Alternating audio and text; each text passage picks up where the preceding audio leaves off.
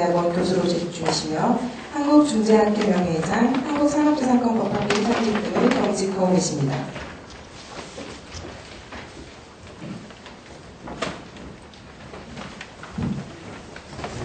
네, 반갑습니다. 운석이 받은 한양대 이전입니다. 조금 전에 사회자가 말씀하신 것이 저는 1섹션의 한지영 대표님과 정부현 이사님과 함께 조금 전에 나눠드린 책에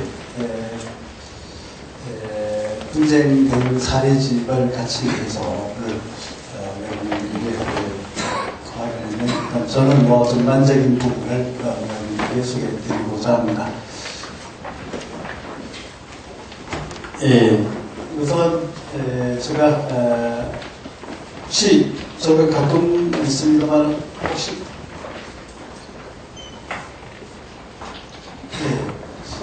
이게 뭘 보시나요?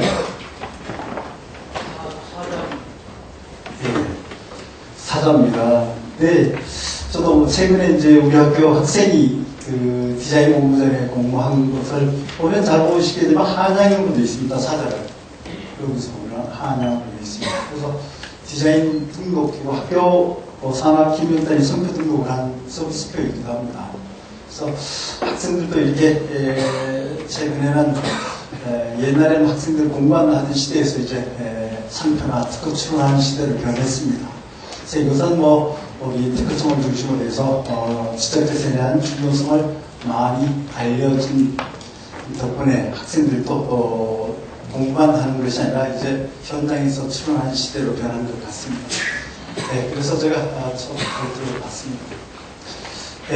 저는 이렇게 봤습니다만은 최근에 좀 전에 우리 김석 국장님 대리가 말씀하셨듯이 지적재산의 중요성에 대해서는 옛날에는 그러면 지적재산 또는 IP가 없었냐? 그렇지는 않다고 봅니다.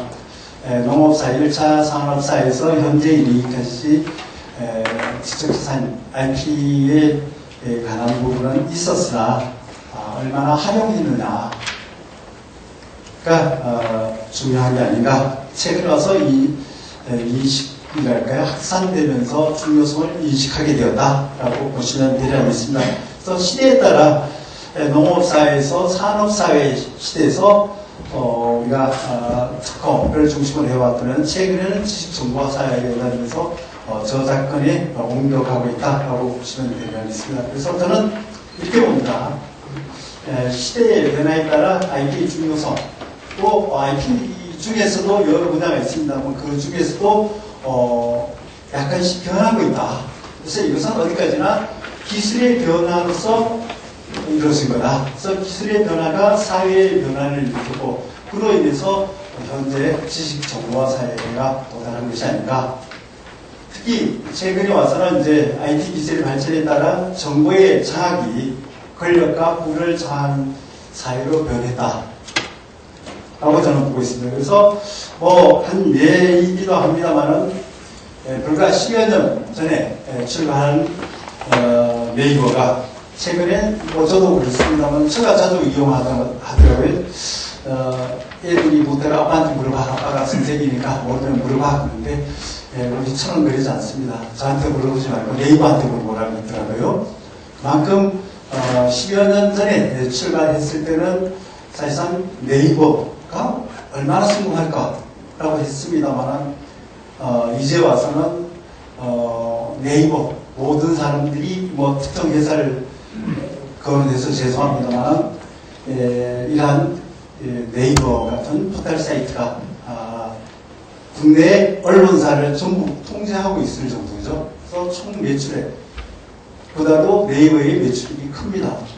그러다 보니까 이거는 제가 NHN을 썼습니다만 지금은 NHN도 커서 네이버가 NHN으로 분사가 되죠. 그래서 포털은 네이버고 게임은 NHN으로 남아 있습니다. 그래서 그렇듯이 그만큼 시대의 변화에 따라 우리 국내 산업도 변하고 있다. 그래서 초창기 10여 년 전에 저는 그런 여기도 보니까 저한테 배운 분도 저와 관련된 분들도 계시는데 10여 년 전에 네이버에서 학생들은 좀 보내달라라고 이제 요새는 보내달라고 소리를 하지 않습니다. 학생들이 찾아가는데 떨어져서 오더라고요. 그래서 옛날에는 보내만 주면 고맙다고 그랬는데 그만큼 변했습니다. 근데 좀 전에 말씀드린 같이 칼이라든가 이런 데는 들어가려고 해요. 예를 써도 들어가기 어려웠습니다만 출발 시점에서는 이런 포탈사, 네이버 같은 데가 정말 시대의 변화에 따라 학생들이 제일 가고 싶은 기업으로 변하고 있다고 보시면 되겠습니다. 그러다 보니까 사회는 자본보다 지식, 경영이 경쟁력의 원천이 되는 사회로 변했습니다. 그래서 정보와 지식의 중요성이 강조되는 사회로 변했다고 저는 봅니다. 그래서 이러한 지식이 새로운 가치의 창출과 생산성을 유도하는 사회가 도래되었다. 그러다 보니까 민간뿐만 아니라 국가가 나서서 이러한 IP를 중심으로 해서 국가를 재건하고자 한 것이 아닌가. 그래서 제일 먼저 시작한 나라가 여러분들이 다 아시다시피 미국의 프리페이트 정책, 그리고 일본도 1980년대, 90년대 잃어버린 10년을 만회하기 위해서 2002년도에 지식재산 입국을 표명했고요. 지금 중국도 표명하고 해서 운영하고 있습니다. 이런 것도 바로 시대의 변화에 의해서 온 것이 아닌가라는 생각이 듭니다. 그러다 보니까 이러한 지재의 중요성이랄까요? 그래서 지재의 중요성이 대두되었다라고 보시면 되리하겠습니다.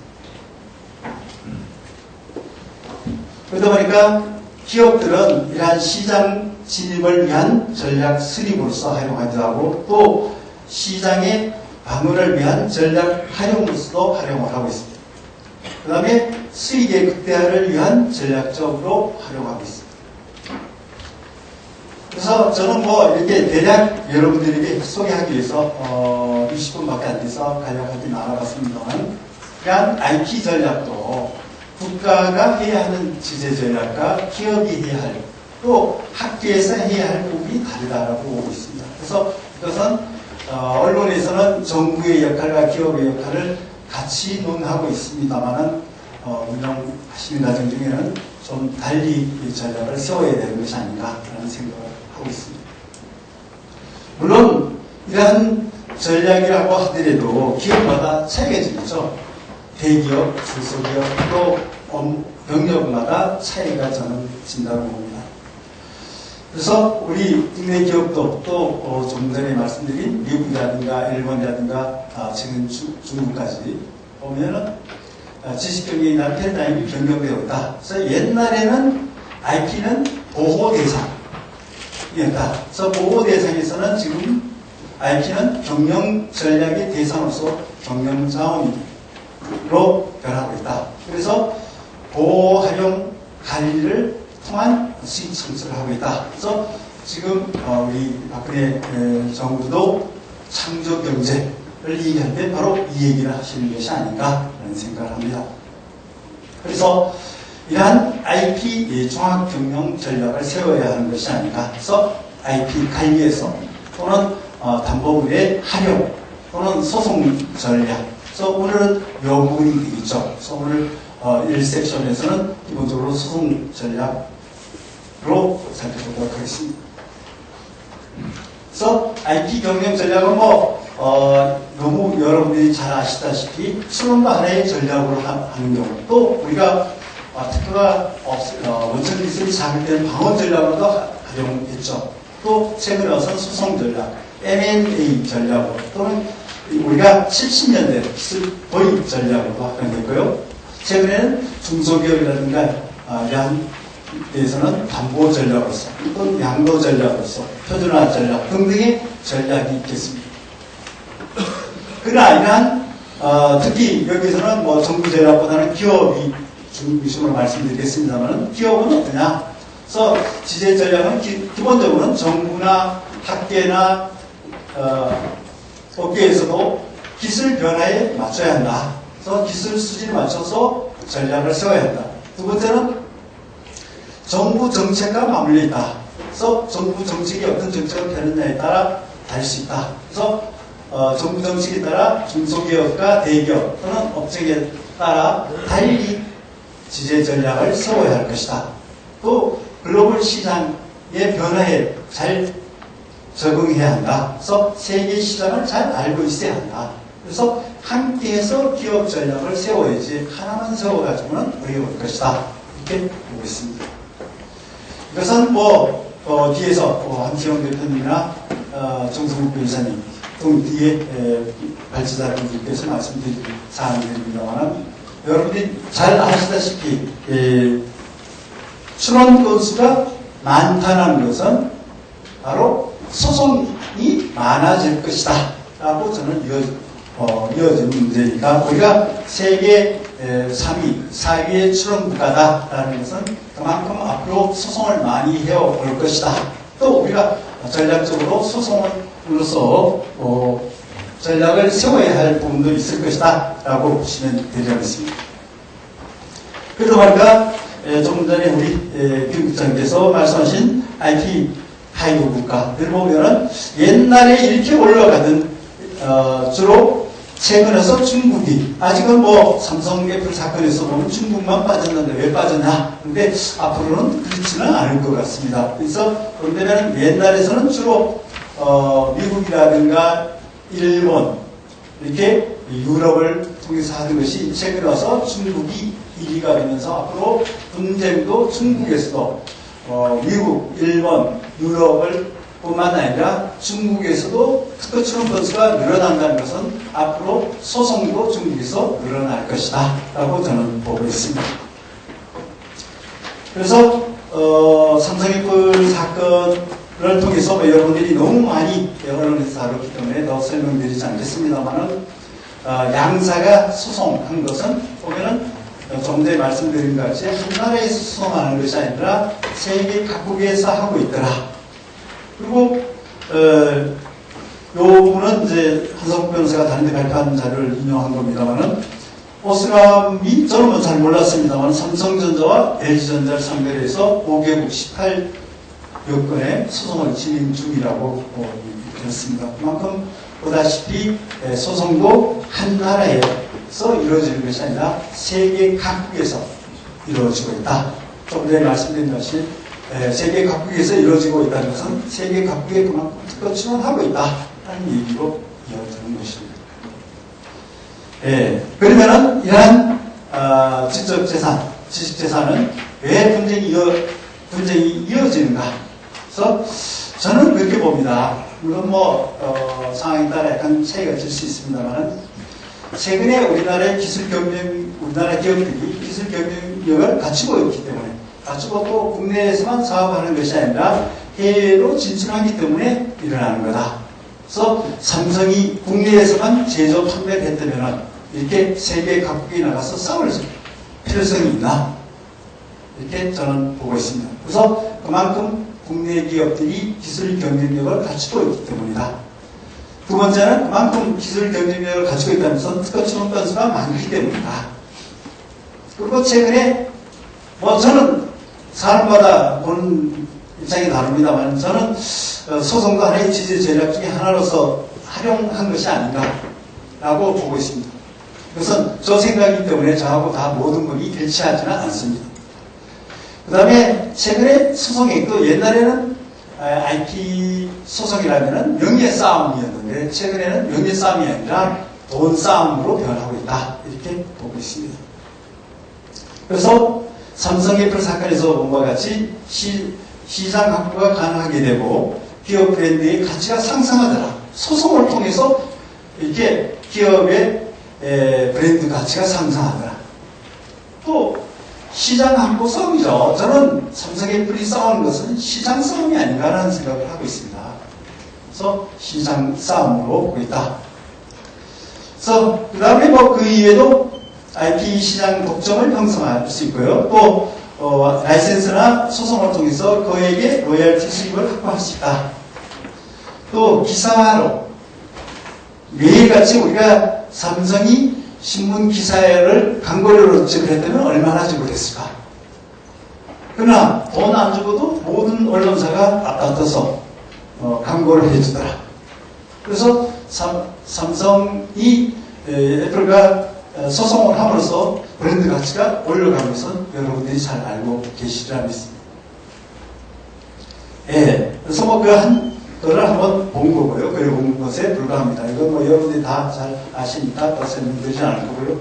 또 특히 이제 특허 분쟁 사건에서도 보면은, 하나의 특허로서 하나의 제품이 나오는 데와 전기전자 제품 같이 하나의 기술을 갖고 불가능한 데는 이렇게 소송이 계속 이어질 수밖에 없다. 이렇게 보시면 되지 않습니다.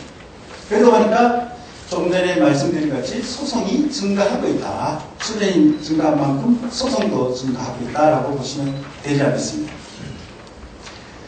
그러면서 본 것이 이제 삼성 애플 스마트폰 사건을 통해서 본 이제 그 문제의 특징이 좀 전에 뭐 말씀드렸습니다만, 동일 당사자 간에 여러 나라에 걸쳐서 똑같은 분쟁을 하더라. 그런데 내용을 보면 약간씩 차이가 있죠. 우리 서울중앙지법에서 한 거나 미국에서 ITC에서 한 거나 전부 약간씩의 차이가 있기는 합니다만 동일 사건이 하더라. 그래서 기본적으로 보면 동일 논점으로서 여러 나라에서 걸쳐서 하더라.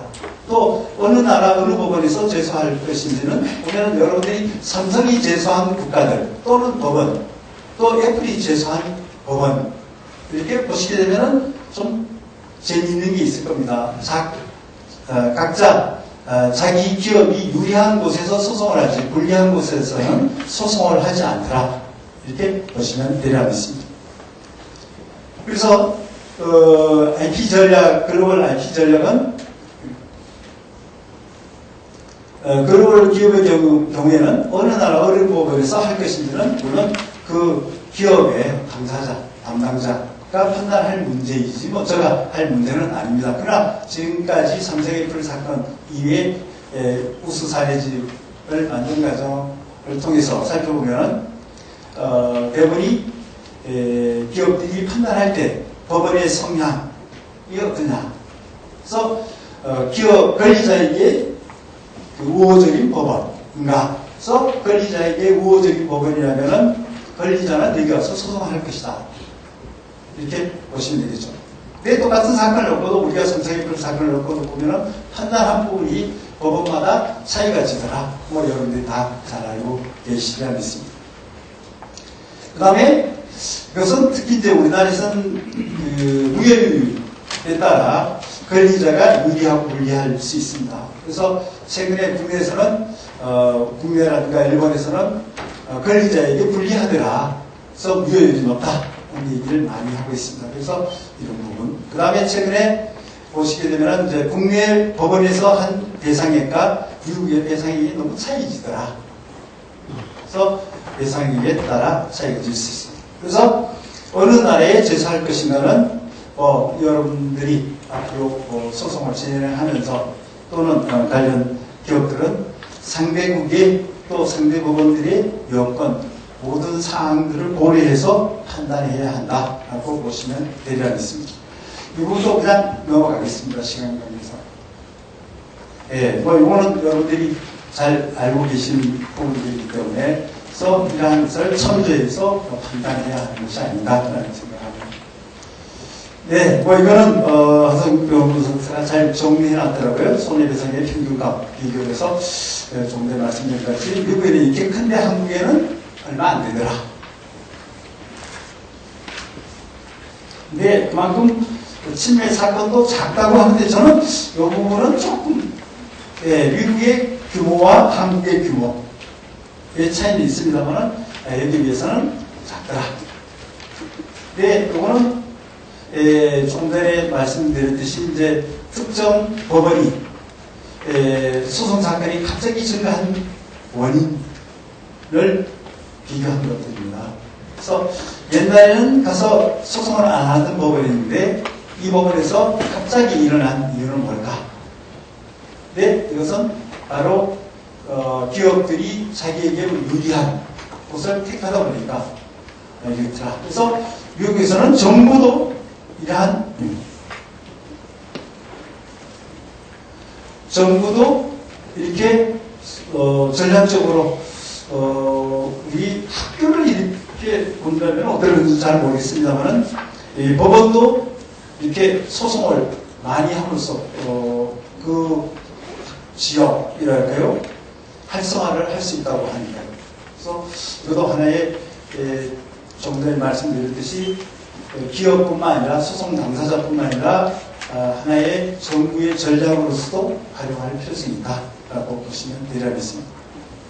그래서 한상훈 변호사가 지적한 부분을 보면은 있더라고요. 신속한 재판을 하더라. 특검자에게 우호적인 경향이 있기 때문에 특검자는 다른 지역으로 가지 않고 여기 가서 하더라. 그 다음에 판사가 전문성이 있더라. 그래서 변호사든 분을 모시고 판사를 모셨더니 다른 데 안 가고 전부 이쪽으로 몰려들더라. 그런 얘기를 하고 있습니다. 예, 이거는 1섹션 마지막 부분입니다만 NPA 7년이 그래서 이것도 우리가 잘 대응을 해야 하지 않을까. 그래서 NPA들은 어디 가서 소송을 하는지 이렇게 살펴보면 알 수 있겠죠. 그래서 이러한 권리자에게 유리한 쪽으로 가서 한다. 이렇게 보시면 되겠습니다. 그 다음에 소송액의 변화. 이거 지금 변하고 있습니다. 되게 많은 부분들이 변하고 있고요. 또 이제 다른 것은 다른 IP 사건의 어려움은 다른 민사사건과 차이가 있더라. 그래서 특허한 사건의 첫째 문제는 기술이기 때문에 어렵더라. 그래서 청구한 해석의 문제. 두 번째는 보호범위 확정의 문제. 세 번째는 무효성 판단. 그래서 네 번째는 침해 여부의 판단. 최근에는 이겼다 하더라도 도대체 얼마가 손해액이 발생했는지. 그래서 예를 들면 특허 128조 1항을 적용하는 경우가 5항 또는 선거 같은 경우 27조의 적용 도구에 따라 차이가 있습니다. 이렇게 보시면 되겠죠. 그래서 그 문제가 뭐냐? 특허는 어디까지가 정보이기 때문에 어렵다. 그래서 특허는 정보이기 때문에 어렵고 또 추상적이고 또 이것을 명세서에 글로 표현하다 보니까 한계가 있다. 그래서 이것을 실물이 아닌 글로 표현하다 보니까 문제가 될 수밖에 없다. 그리고 또 하나는 대부분의 권리자들은 그러죠. 자기 권리를 최대한 확대하려고 그러죠. 축소하려고 하지 않더라. 그러다 보니까 문제이 발생하더라. 그래서 이건 어려움이 있다 보니까 IP 특허청 5개 특허청이 나서서 얘기를 하려고 하고 있습니다. 근데 이런 침해 판단에서도 어려운 게 또 하나는 저국산에 대한 정책적인 고려를 하는 부분이 있더라. 또 두 번째는 법률 적용이 있어서의 국가별 간행이 있더라. 그 다음에 소송 당사자 및 대리인의 전문성 문제가 있고요. 그 다음에 손해액 산정에 있어도 제도에 대한 국가별 간행이 있고요. 손해배상의 범위의 차이가 있고요. 또 소송 당사자 및 대리인의 전문성 문제도 여기도 있습니다.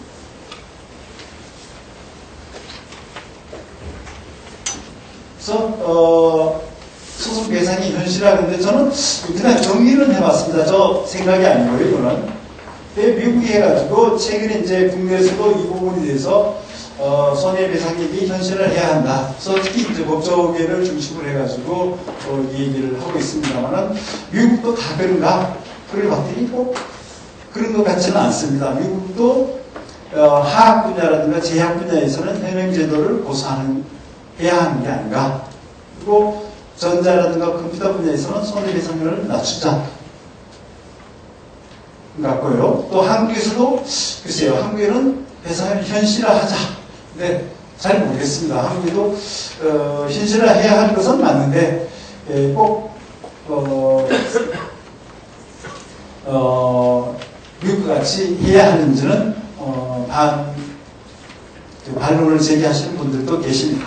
그 다음에 소송 대리 비용의 반영, 그 다음에 손해배상액의 치료 규정의 강화라든가 또는 실제 산업의 실무의 어떤가, 이런 부분들이 이제 앞으로 계속 논의되고 있는 부분이기 때문에 제가 뭐라고 말씀드리기 어렵습니다.